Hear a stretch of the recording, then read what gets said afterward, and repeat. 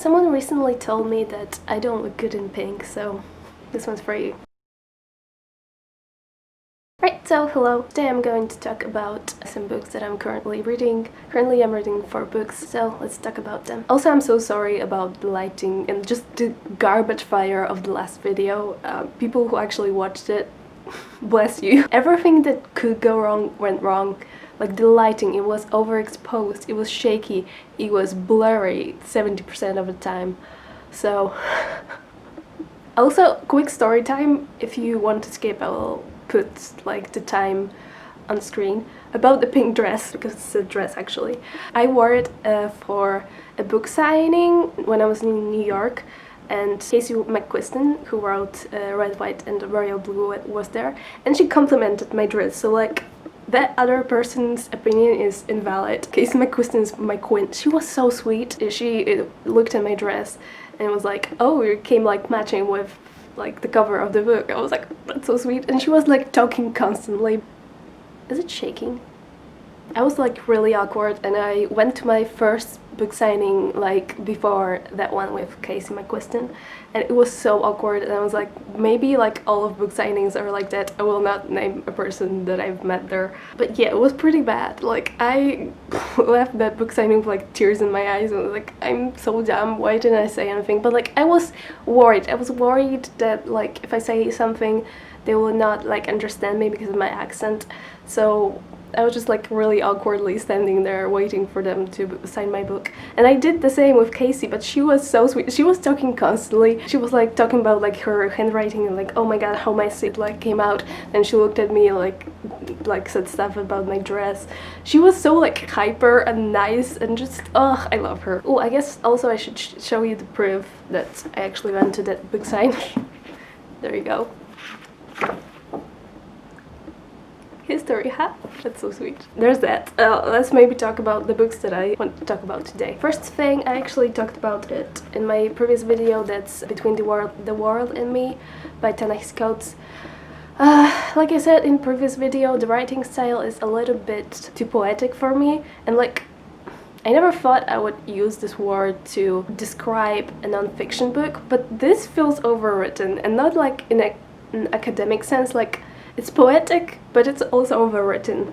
So obviously like the ideas in this book are great, but I'm just not into his writing style. But I have quite a few books like on my TBR about racism both in America and like other countries, so this is not the end of my journey of like books like about racism. And so the ideas behind it are great, but it's just the writing style that is not my cup of tea. So there's that. Oh, next book I'm re-listening on audiobook, and that's Get a Life, Chloe Brown. I don't remember the author's name, but I will put it on the screen. I'm a little bit over halfway through. I think I'm like 55% through, and it's okay. I don't read much of like romance books. Romance? Every time I say romance, I'm just like, this is wrong. What's wrong with this pronunciation? But I don't know how to say romance. No, it's still wrong. So Get Life Chloe Brown is about a girl that like has like this like almost death experience. What do you call that? Like, she's almost run over by a car, and she makes this list because she feels like her life is a little bit too like safe and too boring, so she like makes a list of things she would like to do to get a life. And the representation in this book is great. The main character is black, and she also has fibromyalgia. I don't remember how to pronounce that, but I think it's the first time where I'm reading a book that the main character suffers from like chronic pain. So that's amazing. And I think it's like on voices too, so the author of the book also has those kind of problems. The thing is, this is like hate to love type of book, and sometimes it can be a hit, it can be a miss for me, because a lot of the time it's not really explained why the characters don't really like each other. Here I feel like it's explained well enough, but the problem for me is we kind of, after her near-death experience, that's what it is, kind of skip like 2 months ahead and she like got her like own apartment and like got her life together a little bit, and she already like met her like love interest, so we don't really see the like first interactions between characters, and that's what gets me like the most excited in like romance books, like the very first stages of their like relationship. So that was a bummer, but it's still pretty good. I heard some people actually liked, because it's actually a series and the main character actually has two sisters, and next book in the series follows Danny, take a hint, Danny Brown, I think it's called, and then there's going to be a third book about the third sister. And I heard people actually like the second book. Some people like the second book more than the first book, so I'm still going to continue after I finish it.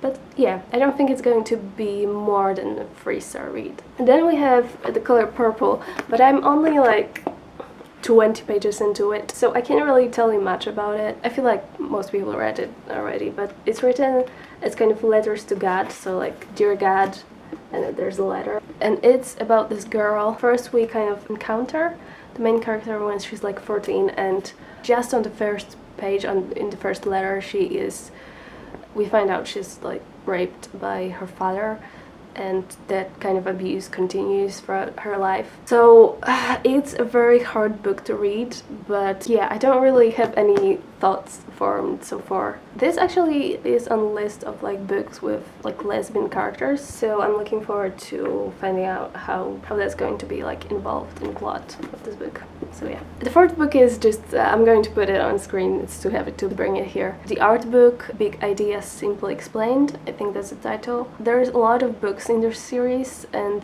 yeah, after I came back from New York and I just visited so many museums, I felt like I need to understand art a little bit more, because for ages I was like, oh, I'm not good at art, I'm not good at like painting, any other form of art, so like I'm not going to understand art. But that's not true. You can be bad at like painting and those kind of stuff, but you can like acquire the necessary knowledge to understand art. Also, I just finished The Lonely City by Olivia Laing, and that was so interesting. She actually just like, each chapter is about a different artist. I think most of them lived in New York, and yeah, she kind of explores how those artists incorporated kind of loneliness into their art. So you learn about those artists' life, but also about their art, and it's also like part memoir, part like biography of different artists, part like, not literary critic, but like, what do you call that? It's the first time I'm reading this type of book. I can't really tell you exactly what type of book it is, but it was very interesting because it's not just like dry facts, like this artist was painting in this style and this is what this painting means. It was so like about their life and like how their life influenced their art. Yeah, so it's very interesting. Yeah, I think that's it. I feel like this was a very short video, but other than Get a Life, Chloe Brown, I'm not really far into either of those books, so that's it. At least you got a fun story about Casey McQuiston. You're probably flooded with reading rush videos, so I guess it's good that this video is very short. Okay, see you next time. Bye!